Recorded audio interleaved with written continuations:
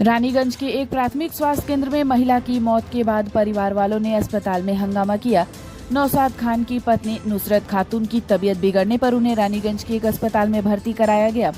अस्पताल में भर्ती होने के आधे घंटे बाद ही महिला की मौत हो गई। अब परिवार वालों ने मौत का इल्जाम अस्पताल के डॉक्टर पर लगाया है। मृतक महिला के पति नौशाद खान ने बताया कि उनकी बीवी को वोमिटिंग हो रहा था और उनके सीने में दर्द था, जिसके कारण उन्हें अस्पताल में भर्ती करवाया गया। लेकिन अस्पताल में भर्ती करने के बाद डॉक्टर ने उन्हें एक इंजेक्शन दिया, जिसके कारण उनकी हालत और बिगड़ गई और उनकी मौत हो गई। वहीं अस्पताल प्रबंधक की तरफ से बताया गया कि जब महिला अस्पताल में भर्ती होने आई, उससे कुछ ही देर बाद महिला बेहोश हो गई और जब हमने परिवार वालों से महिला को हो रही समस्या के बारे में जानना चाहा तो उन्होंने कुछ नहीं बताया और आधे घंटे बाद ही महिला की मौत हो गई।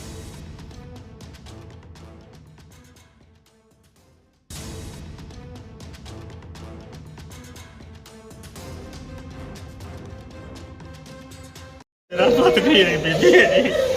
हम लेके आए इसको उल्टी हो रहा था और कलेजा में दर्द था। अच्छा, हम इसको लेकर और हमेशा ही आते, एक दो बार और आए हैं यहाँ, ठीक होके गई है।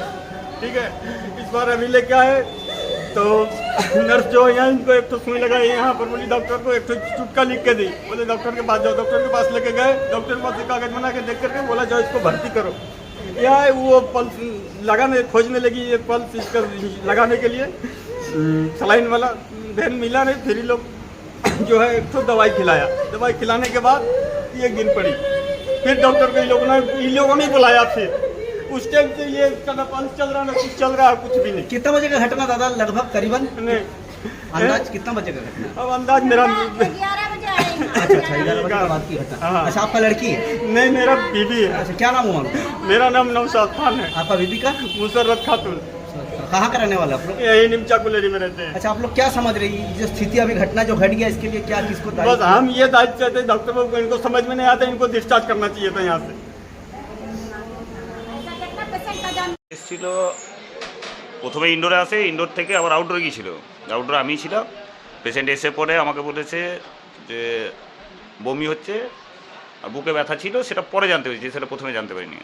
যে ওখান থেকে 10 মিনিটের মধ্যে ভর্তি হওয়া, 10 মিনিটের মধ্যেই পেশেন্ট যখন এসছে, মানে আমি যখন ঘুরে এসেছি তখন পেশেন্ট এখানে হঠাৎ করে অজ্ঞান হয়ে যায়। আমরা দেখলাম পেশেন্টের মানে অবস্থা বেশ খারাপ ছিল, কারণ ওকে চ্যানেলও করতে পারিনি, একটা স্যালাইনও চালাতে পারিনি, কারণ ভেনগুলো সব কোলাপস করে গেছে। বাড়ির লোককে জিজ্ঞেস করাতে যে আগে কতদিন আগের থেকে হয়েছে সেগুলো কিছু ওরা বলতে যায়নি। তারপরে পেশেন্ট এক্সপায়ার করে গেছে অ্যাজ ইউজুয়াল। আমরা যখন ডিক্লেয়ার করি তখন ওরা আবার এসে পরে ভাঙচুর শুরু করে দেয়। মানে আমাদেরও অনেক স্টাফেরই হাত পাত কেটে গেছে, আমারও প্রচুর লাগতো মাঝে হাত। তারপরে পুলিশ আসার পরে ব্যাপারটা একটু 12:30টার সময় ঠিক আছে, 12:30 মোটামুটি 1 ঘন্টা। প্রবলেম ছিল বলতে আমি পেশেন্টটা ভর্তি হয়েছে 12:10-এ, 12:30টায় মারা গেছে। এবার আমরা তো অত কিছু, আমাদের তো ছোটো হসপিটাল পিপিএসসি, এবার সেই জায়গায় আমাদের ক্ষেত্রে এবার ওদের বক্তব্য হচ্ছে যে আমরা যে ইঞ্জেকশনটা দিয়েছি অর্নেম র্যান্টাক ইঞ্জেকশন, বমির জন্য সবাই দেয়, ওর বমিটা মেন কমপ্লেন ছিল শুরুতে। উনি তো ভর্তি হতেও চাননি, ট্যাবলেট মেট্রোজিল পায়খানা করেছে।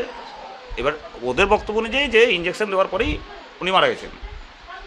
এবার আমরা ইঞ্জেকশনটা দিচ্ছি, তো সেটা পোস্টমর্টম করলে আমরা সরাসরি বুঝতে পারবো যে আমাদের দোষ না, ওদের আর থেকে পূর্ববর্তী কোনো একটা ইন্টারনাল ইস্যু ছিল। হ্যাঁ, পোস্টমর্টম। তীর্থ গোপাল মণ্ডল। আমি এমও এখানকার, আজকে অন ডিউটি এমও।